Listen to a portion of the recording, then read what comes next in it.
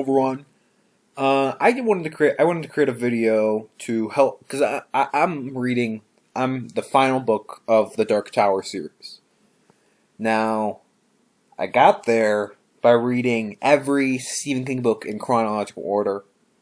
I plan to rank all of them once I'm finished. But I could see people who maybe just want to read the Dark Tower series and might be a little confused. Because by the last couple books, there's going to be no spoilers in this video. I mean, maybe very, very, very minor spoilers. Like, in the last 3 books especially, there's a lot of references to other things, other of his Stephen King's books. A lot. And even in the, starting with number 3, there's references to other stuff and stuff that you really have to read more of his works to understand. So I'm going to give you a good reading order for the Dark Tower series, starting with the 2003 revised version of The Dark Tower the Gunslinger. Now, I recommend the box set that Stephen King released in the past few years. And I have that, and that's done me well. You can get the original editions if you want. For me, I don't personally care, as long as I have the book. But I think you should start with this one now. Chronologically, technically, there is one that is before it.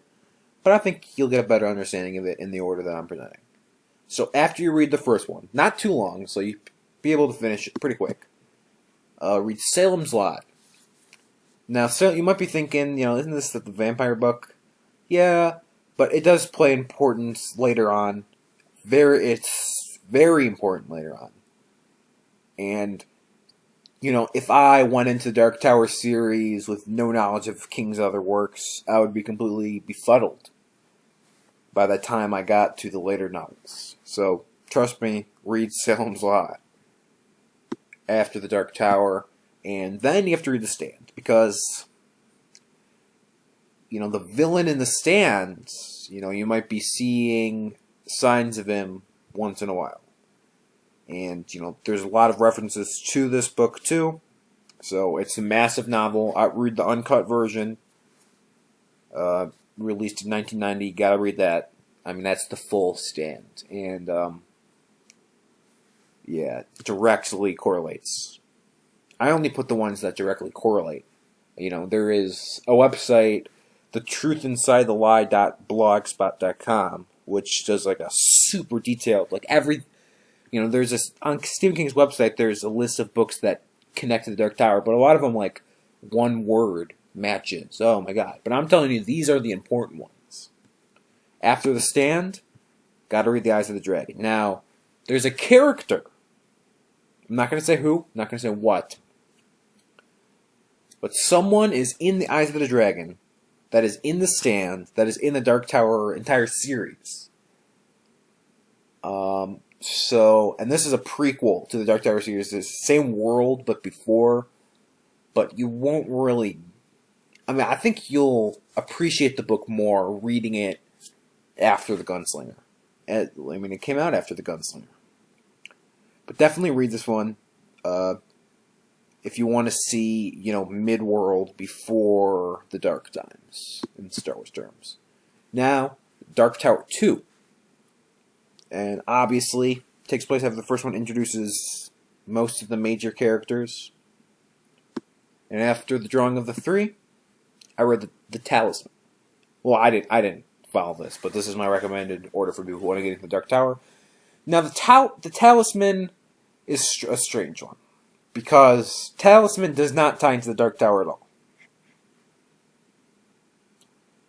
But the sequel to the Talisman ties into the Dark Tower maybe more than any other novel.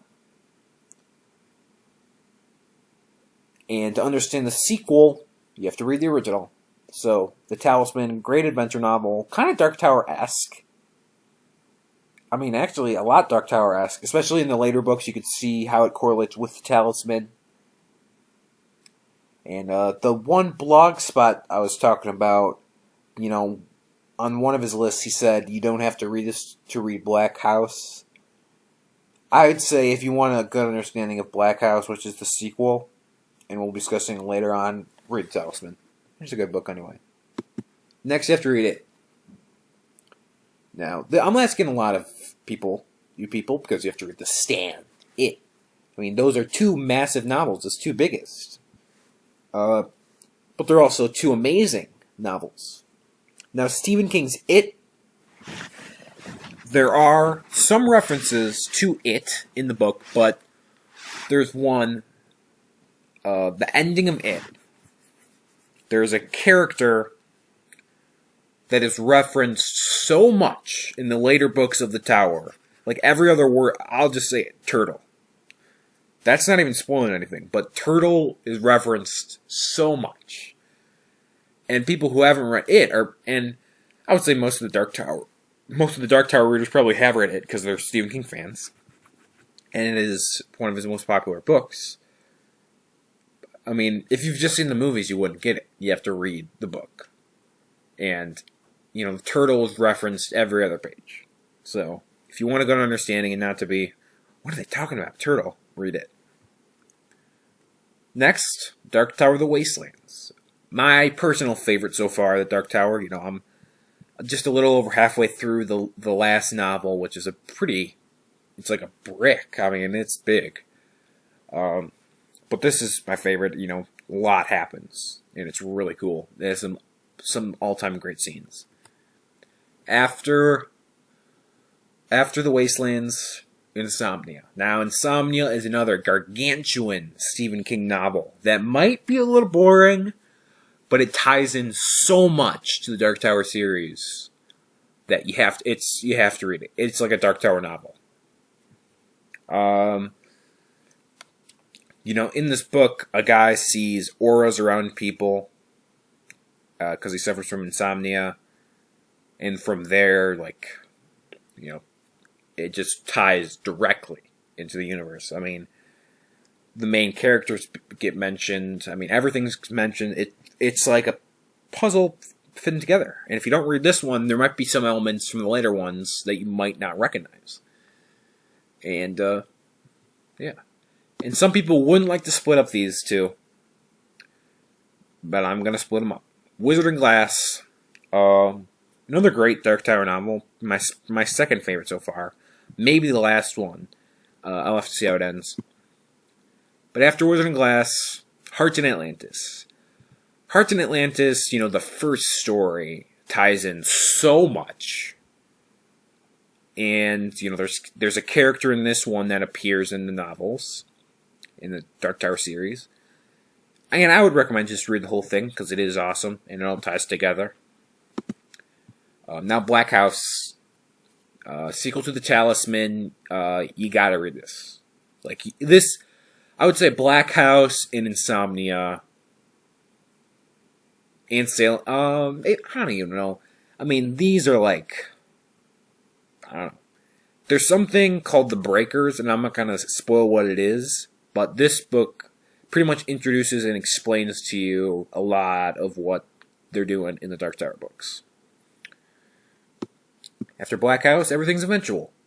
14 Dark Tales, 2 of them directly correlate to the Dark Tower series. But I recommend just the entire book, because you can't buy into the individual short stories on their own. So I would just read the whole thing. It's a good book. It's a good collection. And the 2 short stories that directly correlate are The Little Sisters of Eluria, which is actually a tale from that universe, and it's a prequel to The Gunslinger. And then the title, not the title track, but the title story, the titular story, Everything's Eventual, introduces a character that'll show up later in the series. Now you gotta read The Wind Through the Keyhole. Came out in 2013. I have yet to read this one, because I am going chronologically through King's work.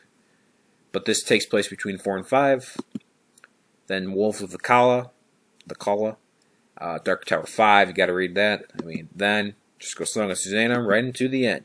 The Dark Tower 7. So, that's gonna be the list. And if you ever get into the Dark Tower series, this is the order I do recommend. Because by the end of by the last novel, this one,